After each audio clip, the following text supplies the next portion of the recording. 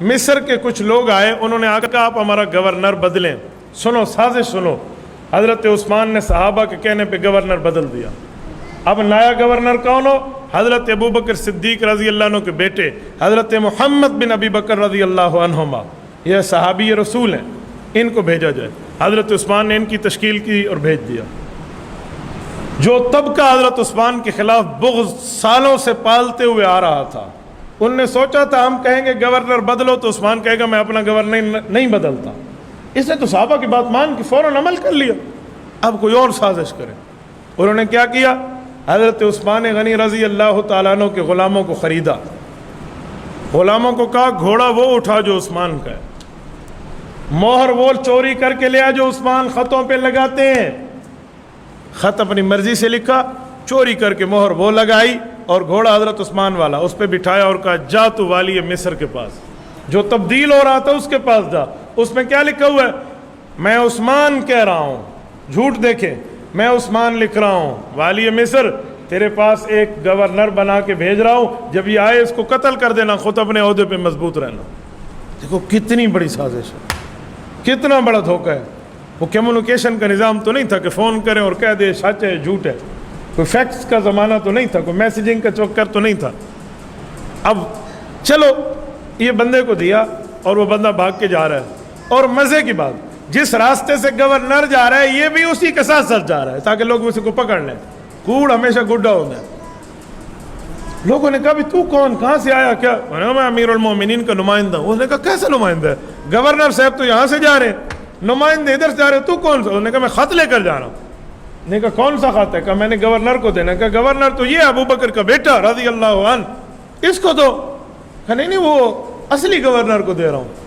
پکڑا گیا، خط کھینچا گیا، دیکھا تو اس میں قتل لکھا ہوا ہے۔ اب بتائیں جس صحابی کو حضرت عثمان گورنر بنا کے بھیج رہے ہیں اس کے دل میں کتنا غصہ آئے گا؟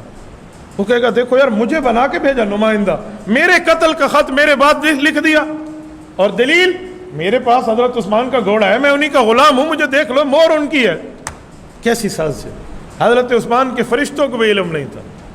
یہ لشکر جاتے ہوئے واپس لوٹا اور مدینہ میں آ کے حضرت علی المرتضیٰ سمیت صحابہ کو دکھایا کہ دیکھو یہ حال ہمارے ساتھ امیر المومنین نے کیا۔ حضرت علی سمیت صحابہ کہنے لگے کہ حضرت عثمان کو 12 سال سے ہم دیکھ رہے ہیں، یہ اس کا کام نہیں ہے، چلو تصدیق کرتے ہیں۔ اب صحابہ تصدیق کے لیے اپنے بھائی کے پاس جا رہے ہیں، اور جو بلوائی مصر سے آئے تھے گورنر بدلوانے کے لیے، جن کے دل میں بغض عثمان تھا، انہوں نے نعرے لگانا شروع کر دیے، جلوس نکالیے، پھڈا ڈال دیا۔ کیوں؟ یہ دن وہ تھے جو انہوں نے خاص کر کے یہ دن چنے تھے۔ کیوں؟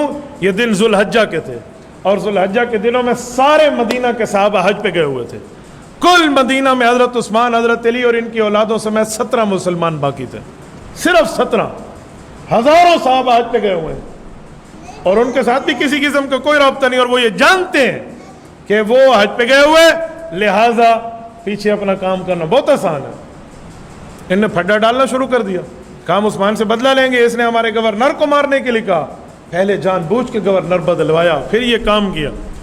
اسی میں حضرت علی فرماتے مجھے خطرہ محسوس ہوا کہ ان کی نیتیں کچھ اور ہیں، یہ تو کوئی پوچھنے کہنے کی بات تو نہیں کر رہے۔ تو حضرت علی نے اپنے 2 شہزادگان حضرت حسن اور حسین کو حضرت عثمان کے گھر پہ پہرے پہ ٹھہرایا، حضرت طلحہ نے اپنے بیٹے کو پہرے پہ ٹھہرایا، حضرت زبیر نے اپنے بیٹے کو پہرے پہ ٹھہرایا، بڑے بڑے اجلہ صحابہ نے اپنی اولادوں کو، اپنے بھتیجوں کو حضرت عثمان کے پہرے پہ لگا دیا کہ امیر المومنین کو کچھ نہ ہو، بات کرنے دیں۔ یہ حضرات بات کرنے اندر گئے اور باقی صحابہ تلواریں لے کر باہر ٹھہر گئے۔ بلوائی رک گئے کہ اب مسئلہ کچھ خراب ہو رہا ہے، بہرحال جیسے کیسے یہ ٹھہر گئے۔ انہوں نے جا کے حضرت عثمان کو اس صحابی سمیت خط دکھایا۔ حضرت عثمان نے سے پوچھا گھوڑا آپ کا؟ کہا جی میرا۔ غلام آپ کا؟ کہا جی میرا۔ کہا خط آپ کا؟ کہا جی میرا نہیں ہے، میں نہیں جانتا، اللہ جانتا، مجھے تو علم ہی نہیں ہے۔ اب اندازہ لگاؤ اس موقع پہ شک پھیلانا عوام میں لوگوں کو کتنا حق مل جائے گا۔ ادھر تو کلیئر ہو گیا نا، ادھر کلیئر ہو گیا۔ ایک بندے پہ شک کیا کہ یہ فلاں نے کام کیا، حضرت عثمان نے فرمایا کہ جب تک اسلامی گواہ اس پر قائم نہ ہو جائیں ہم اس کے خلاف حرکت نہیں کرتے۔ نوجوان کہنے لگے نہیں ہمیں حوالہ کریں، ہم اس کی گردن قلم کر دیں۔ حضرت عثمان نے فرمایا میں ایسے حوالے نہیں کرتا، تم میرے اوپر جھوٹ بول رہے ہو، پتہ نہیں اس پر بول دو، یہ جو ایسے بلوائی بیٹھے ہوئے ہیں۔ صحابہ کو آپ صبر کریں، تحقیق کرتے ہیں پھر بات کرتے ہیں۔ انہوں نے کہا جی ٹھیک ہے۔ اس بات پہ صحابہ کرام گھر واپس آئے ہیں، انہوں نے حضرت عثمان غنی رضی اللہ تعالیٰ عنہ کا محاصرہ کیا ہوا ہے. یہ میں نے آپ کو مختصر سنایا ہے، یہ 40 دن کا محاصرہ بنتا ہے. اس میں تفصیل ہے جو اس مختصر وقت میں نہیں بتا سکتا. حضرت عثمان کی حضرت علی المرتضیٰ کی ان سے مٹھ بھیڑ ہوتی ہے. حضرت عثمان بلواتے ہیں علی آپ نے میری طرف سے جنگ نہیں کرنی. وہ امیر المومنین آپ کے گھر پہ حملہ آور ہونا چاہتے کہ ہونے دو، آپ نے تلوار نہیں اٹھانی، میں حکم دے رہا ہوں. اگر مجھے امیر المومنین مانتے ہو کسی نے نہیں لڑنا. جو 17 صحابہ بیٹھے ہیں حضرت عثمان نے ان کے بھی ہاتھ باندھ دیے کہ میری ذات کی وجہ سے مدینہ میں خون ریزی نہیں ہوگی، میری ذات کی وجہ سے جو ہے نا مدینہ میں پھڈا نہیں ہوگا. اب جو لڑنا چاہ رہے تھے، جنہوں نے اولادیں تلوار لے کر وہاں ٹھہرا دی تھی، ان کے ہاتھ بند گئے. امیر المومنین کا حکم ہے وہ جو کرے تو ہم نے ذات کی بنیاد پہ نہیں لڑنا. میں وہ نہیں بننا چاہتا جس کی وجہ سے مدینہ میں خون بہہ جائے، کہ میں حضور پاک کے شہر کو خون آلود نہیں کرنا چاہتا. صبر دیکھے حضرت عثمان کا، پانی بند کر دیا. حضرت علی المرتضیٰ مٹکے اٹھا کے بچوں سے میں گھر حضرت عثمان کے پانی پہنچا رہے ہیں، لیکن عثمان غنی کہہ رہے ہیں خیر پانی بند کیا، ذات کی بات ہے چھوڑو. اور ان کا مطالبہ کیا، امیر المومنین کو خلافت چھوڑے. واہ بھائی واہ، بات گورنر کی تھی، مسئلہ کسی اور کا نکلا، اب خلافت کیوں چھوڑے. حضرت عثمان کے بارے میں صحابہ ان بےایمانوں کو حدیثیں سنا رہے ہیں، وہ جو ہزاروں آئے ہوئے تھے. اے بے وقوفو، تم کس کے بارے میں بات کر رہے ہو؟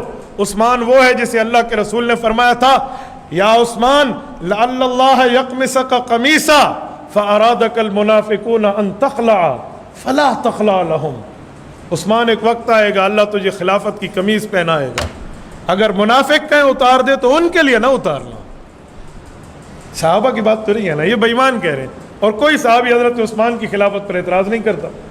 اور ادھر حضرت عثمان کے خلاف حضرت عثمان کے حق میں صحابہ نکلتے ہیں، امیر المومنین کا حکم ہے آپ نے نہیں نکلنا. حضرت علی جیسا بندہ فرماتے دل خون کیا آنسو رو رہا ہے، پوری زندگی اپنی تلوار پہ میں نے راج کیا ہے اور اب تلوار نیام میں رکھ کے بیٹھا ہوں. لیکن حضرت علی نے اتنا کیا، بیٹوں کا بیٹا آپ یہاں ٹھہر جاؤ، ادھر سے تمہارے ان جگہوں سے، ان گیٹوں سے، یہ اس جگہ سے جہاں پر میں نے پیرا رکھا ہے کوئی بندہ جائے نہیں، امیر المومنین کے گھر کوئی نہ جائے، بس آپ نے یہاں ٹھہرنا ہے. ہر بندے کا اپنا اپنا علیحدہ پیرا. حضرت عثمان غنی رضی اللہ تعالیٰ عنہ کے گھر پر یہ بے ایمان حملہ آور ہوتے ہیں. حضرت عثمان غنی رضی اللہ عنہ 40 دن سے پیاسے بیٹھے ہیں اور صبح خواب دیکھتے ہیں. بیوی کہتے ہیں میں نے خواب دیکھا، اللہ حضرت نائلہ حضرت عثمان کی بیوی ساتھ ہے، کہ میں نے خواب دیکھا رسول اللہ صلی اللہ علیہ وسلم نے صحابہ کرام کی موجودگی میں پانی کا پیالہ پیش کر کے فرمایا عثمان پیاس لگی ہوئی ہے یہ پی لو. کہ میں نے پیا ہے، مجھے ایسے لگتا ہے جیسے ابھی میں نے پانی پیا، مجھے کوئی پیاس محسوس نہیں ہوتا. اور اللہ کے رسول نے فرمایا عثمان کیا خیال ہے؟ کہتے ہو تو دعا کر لوں اور کہتے ہو تو آج روزے کی افطاری اکٹھی کر لیں. کہ میں نے کہا یا رسول اللہ میں آپ کے ساتھ روزے کی افطاری کرنا چاہتا ہوں. اس دن زندگی کا پہلا دن تھا جب حضرت عثمان نے پاجامہ پہنا. اس سے پہلے تہبند پہنتے تھے، کبھی نہیں پہنا پاجامہ، کبھی نہیں پہنا. اس دن کیوں پہنا کہ اگر میں شہید ہو گیا تو میرا ستر نہ کھل جائے. حضرت عثمان غنی وہ شخص ہے جنہوں نے اس موقع پہ بھی ان سے خطاب کیا تھا اپنی گھر کی چھت کے اوپر چڑھ کے. فرمایا تھا لوگوں میں اسلام میں 4تھے نمبر پہ کلمہ پڑھنے والا ہوں، رسول اللہ کا دوہرا داماد ہوں. میرے لیے 2 بار جبرائیل آ کے کہہ گیا اللہ کے رسول سے بچی دو. میں نے کون سی تمہارے اوپر زیادتی کی ہے؟ میرے خون سے ہاتھ نہ رنگو. اللہ کے رسول نے مجھے فرمایا تو عثمان تیرے بعد فتنے پھوٹ پڑیں گے اور ایسی تلوار اٹھ جائے گی جو قیامت تک نیام میں نہیں آئے گی. آپ کو میرے خون سے کیا ہے؟ کیوں میری جان کے خواہ مخواہ سے دشمن؟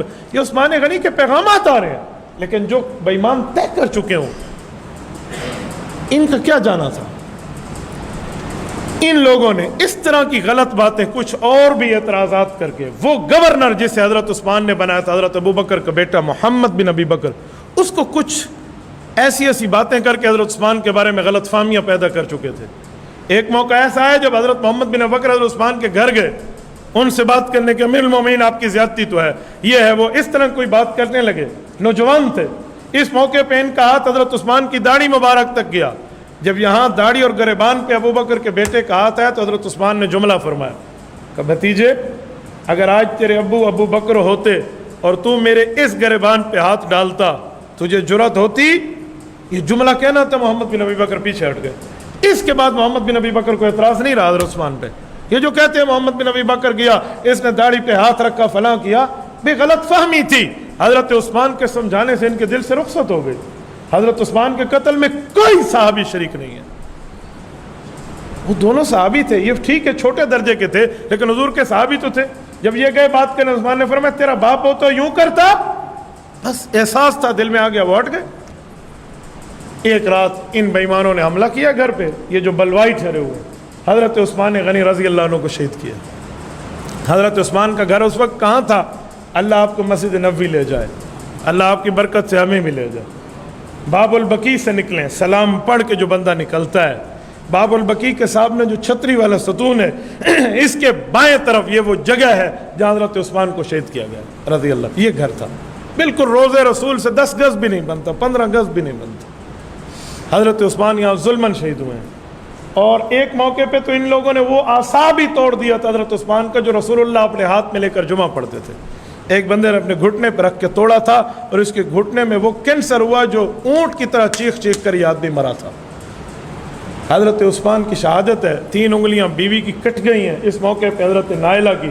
حضرت عثمان اس وقت 40 ختم کر چکے تھے, 40 دن کا پیاسا, 40 قرآن کے ختم ہیں. 41واں شروع تھا, پہلا پارہ سورت نمبر 2 سورۃ البقرہ آیت نمبر 137, پہلے پارے کا آخری صفحہ. فَسَيَكْفِيكَهُمُ اللَّهُ وَهُوَ السَّمِيعُ الْعَلِيمُ جو میں نے خطبے میں پڑھی ہے. یہ پڑھ رہے تھے, خون اسی پر گرا ہے. اور اتفاق سے مسلمانوں اس آیت کا ترجمہ بنتا ہے فَسَيَكْفِيكَهُمُ اللَّهُ, اللہ ان کے لیے کافی ہے. وَهُوَ السَّمِيعُ, وہ ان کی باتوں کو سننے والا ہے. علیم, ان کے ارادوں کو جاننے والا ہے, جاننے والا ہے. اس کے اوپر ہمارے علماء کہتے ہیں کہ شہادت ہوتی ہے, لیکن کسی کی شہادت کہاں سے آئے گی, کسی کی کہاں سے آئے گی. عثمان کی شہادت کی گواہی اللہ کے قرآن سے آئے گی. یہ قرآن کریم آج بھی اوریجنل شکل میں توپ کاپے, یہ جو استنبول ترکی کا میوزیم ہے اس میں موجود ہے. یہ شہادت ہے حضرت عثمان غنی کی جو اس دھرتی پر مظلوماً شہید ہوئے ہیں. میں نے حضرت عثمان کے فضائل پہ بات نہیں کی, صرف شہادت پہ چند وہ باتیں آپ کی خدمت میں کی ہیں. جو لوگ اعتراض بناتے تھے وہ اعتراض بنتا نہیں تھا, وہ جھوٹ تھا. یہ مظلوماً شہید ہوئے عثمان غنی. اب یہ ظلم جو ان لوگوں نے ڈھایا ہے, یہ اتنا بڑا ظلم ہے کہ قیامت تک مسلمانوں میں تلوار پھیل گئی ہے. اب وہ نہیں رکھتی, اب وہ نیام میں نہیں آتی, اب وہ چلے گی. ایک صحابی کہتے ہیں میں ایک بڑے عرصے کے بعد حج کے موقع پہ ایک جگہ سے جا رہا تھا, تو ایک بندہ رو رہا تھا, اپنے چہرے کو پیٹ رہا تھا, رو رہا تھا. کہہ رہا تھا ہائے پورے عرب کے لوگوں پہ اتنی تکلیف نہیں ہے جو مجھے جسم میں محسوس ہو رہی ہے. اس ظالم سے میں نے پوچھا تجھے کیا ہوا, تو اس نے کہا میں وہ تھا جس نے عثمان غنی کو شہادت کے وقت تھپڑ مارا تھا. ایسے کئی واقع. عمرو بن حمق کی موت ایک انتہائی بری موت ہے. جو بچے تھے حضرت علی کی شہادت کے بعد حضرت معاویہ نے انہیں نیزے کی انی پہ چڑھایا, اور وہ یاد رکھیں گے کہ ان قاتلوں کے ساتھ ہوا کیا ہے. لیکن یہ ایک ظلمن شہادت ہے. حضرت حسن حسین رضی اللہ عنہما کے پاس حضرت علی آئے تھے. ایک روایت میں حضرت علی غصہ ہو گئے کہ میں تمہیں یہاں پیرے پہ ٹھہرا گیا, تم نے کیسے جانے دیا بندوں کو اندر. تو انہوں نے کہا آپ جس جگہ میں ٹھہرا گئے اس جگہ سے نہیں لیں, ہم تو وہیں ٹھہرے, ہم تو وہیں ٹھہرے ہیں. وہ کسی اور طرف سے گئے ہیں جو ان کے پیرے کا حصہ نہیں تھا.